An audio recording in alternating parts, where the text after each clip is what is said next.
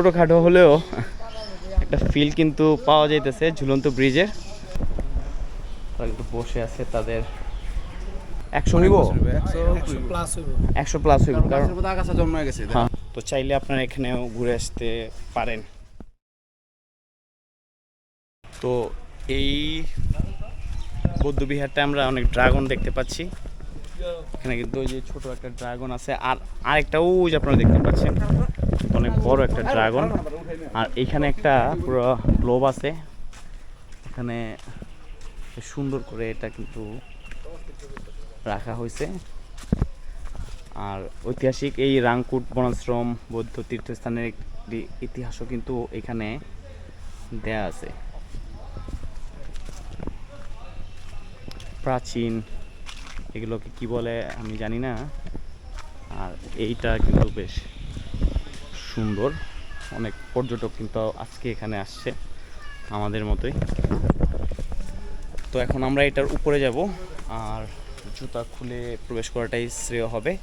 আমরা এখানে জুতাটা রেখে তারপরে উপরের দিকে যাব। তো এটা অনেক পুরাতন গাছ দেখতে পাচ্ছি। এই গাছটার বয়স কিন্তু অনেক হবে। সাইদ ভাই, গাছটার বয়স কত হতে পারে? এটা তো বট গাছ। হ্যাঁ হ্যাঁ, এটা তো 100 হইব, 100 প্লাস হইব, কারণ আগাছা জন্মায় গেছে। হ্যাঁ হ্যাঁ, আগাছা হয়েছে এবং গাছের যে বেজটা মানে তার যে এইটা মানে সেটা কিন্তু অনেক বড় কিন্তু। তো এটা শতবর্ষী একটি গাছ হবে, এটা কিন্তু নিঃসন্দেহে বলা যায়।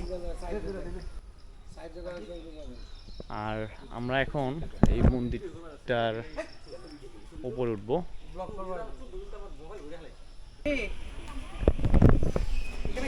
তো আমরা এখন এই ড্রাগনের একদম কি বলে নিচে দাঁড়িয়ে আছি। এখান থেকে কিছু উপরে উঠলেই কিন্তু ওই আপনার কি বলে বনাশ্রম বৌদ্ধ বিহারে আমরা এখন ঢুকবো। আর এটার স্থাপত্য শৈলী কিন্তু বেশ সুন্দর, পরিপাটি করে গোছানো ও সাজানো আছে। তো আসলে ধর্মীয় প্রতিষ্ঠানগুলো, সব ধর্মের প্রতিষ্ঠানগুলোই মূলত খুবই পরিপাটি করে রাখা হয়, যাতে সেখানে একটা পিসফুল এনভায়রনমেন্ট ক্রিয়েট হয়। এটাও তেমনই তো আছে।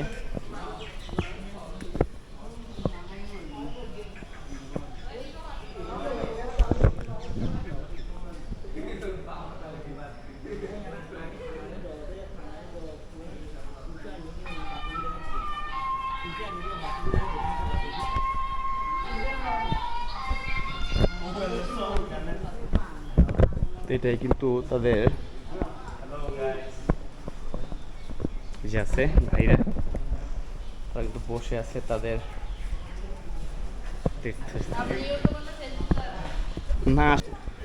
তো চাচা, এইদিকে এসে তোমার কেমন লাগতেছে এখন এই বিহারটিয়ার দেখে?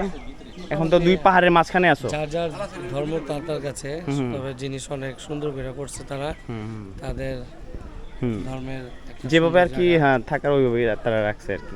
তো এই মুহূর্তে আমরা একটা ঝুলন্ত ব্রিজের ওইখানে আছে। ঝুলন্ত না, আসলে এটা একটা কনক্রিট করছে এটা।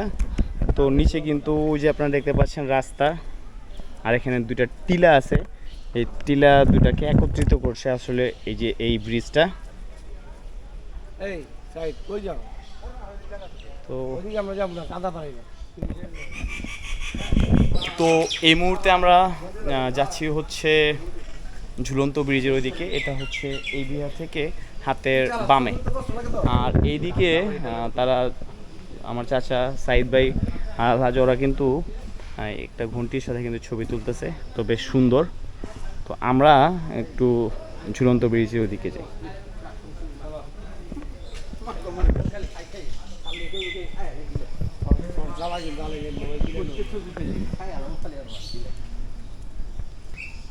আর এই যে রাংকুট পদ্ম বিনা ঝুলন্ত ব্রিজ, এই তো ছোটোখাটো একটা ঝুলন্ত ব্রিজ আমরা এখন দেখব, এক্সপ্লোর করব। হ্যাঁ, বেশ ছোটোখাটো হলেও একটা ফিল কিন্তু পাওয়া যাইতেছে ঝুলন্ত ব্রিজে। তো আমরা আসলে এই ঝুলন্ত ব্রিজটা এখন দেখব। সেখানে কিন্তু সুন্দর একটি জায়গা কিন্তু আছে, তো ভালোই বেশ ছিমছাম চমৎকার ঝুলন্ত ব্রিজটা। তো আমরা কিন্তু এই ঝুলন্ত ব্রিজে চলে আসছি, যদিও বেশি বড় না কিন্তু তারপরেও বেশ ভালোই মোটামুটি। যারা রাঙামাটি ওই ঝুলন্ত ব্রিজটার ফিল নিতে চান তারা কিন্তু এই ব্রিজটাতে কিন্তু আসতে পারেন, বেশ চমৎকার, ভালোই ফিল লাগতেছে।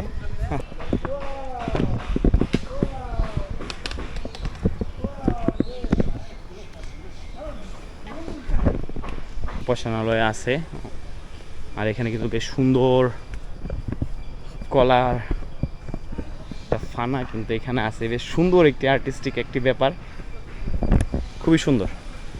আর এখান থেকে এই যে